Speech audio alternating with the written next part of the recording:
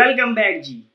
हमें पाकिस्तान क्रिकेट में रिसेंटली हमने कुछ चीजें देखने को मिली हैं जो पिछले अगर हम देखें तो 5-6 साल पुरानी अगर हम जाके चीजें देखें तो वो चीजें किसी को इतनी पता भी नहीं होती थी और उस हवाले से बात भी नहीं होती थी कि कौन से एजेंट्स हैं जो प्लेयर्स को मैनेज करते हैं और कौन सी एजेंसीज हैं जो उनको मैनेज कर रही होती हैं। मैनेजमेंट एजेंसीज कौन सी हैं। एक नाम हमारे सामने रिसेंटली चला, हमने पिछले कुछ 2-3 साल के अरसे में देखा, साया कॉर्प्स का, उनके हवाले से, उनके किरदार के हवाले से सबने बात की। उनकी जो कंट्रोवर्शियल चीजें थी वो सारी सबके सामने आई, फिर कंट्रोवर्सी उठी।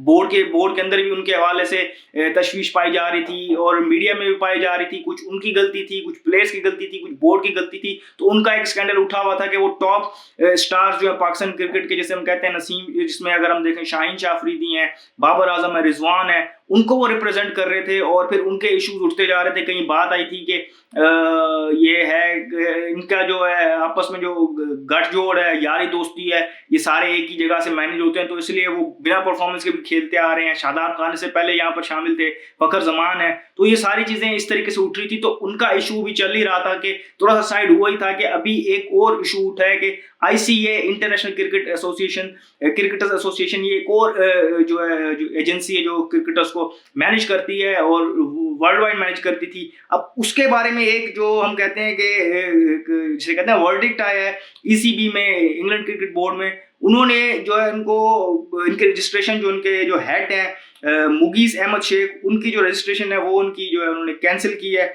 और सस्पेंड की है बल्कि, और एंटी करप्शन के चार्ज पे की है और उन्होंने जो वायलेट किया एंटी करप्शन कोड का। और ये उनका जो है वर्डिक्ट आया था 29 मार्च को 2025 को, तो ये वर्डिक्ट आया वहां पर।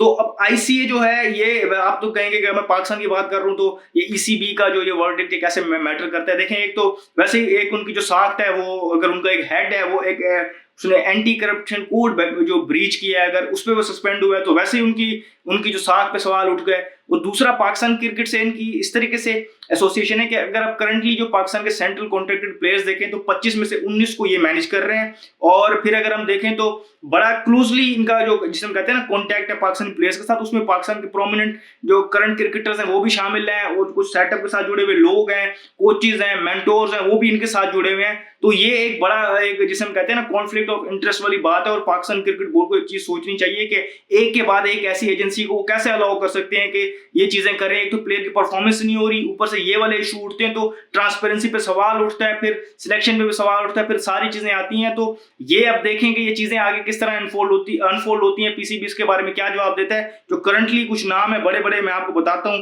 कि जिसमें अगर आप देखें तो आमिर जमाल इनके साथ कॉन्ट्रैक्टेड है, जहादाद हैं, अब्दुल्ला शफीक है, अरफात मिनाज है, हसीबुल्ला है, कामरान गुलाम है, कामरान शहजाद है, खुरम शहजाद है, मोहम्मद अली हैं, हसनैन है, हुरैरा है, इरफान खान न्याजी हैं, नसीम शाह है, नुमान अली, साहिबजादा फरहान और साइम अयूब। इसके अलावा साजिद खान, शादाब खान मौजूद हैं, सुफियान और तैयब ताहिर, ये इनके साथ मौजूद हैं। और फिर अगर हम देखें तो इमामुल हक, मोहम्मद हारिस, सरफराज, उसामा मीर, अब्दुल समद, ये मौजूद हैं। और आकिब जावेद जो करंट कोच हैं, मोहम्मद हफीज, ये कई किसी वहाब रियाज, अब ये देखें अब्दुल रज़ाक, कामरान अकमल, सुहेल तनवीर, अब ये किसी ना किसी कैपेसिटी में बोर्ड के साथ जुड़े हुए थे। फिर अगर आप मेंटोर्स में से देखें तो सरफराज अहमद, मिसबा उल हक, तो ये सारे ये ICA मैनेज कर रहा है। और ICA के साथ क्या हुआ है, ये रिसेंटली मैंने आपको बताया कि इस तरीके से 29 मार्च को उनके जो हेड के अगेंस्ट वर्डिक्ट आया ECB में।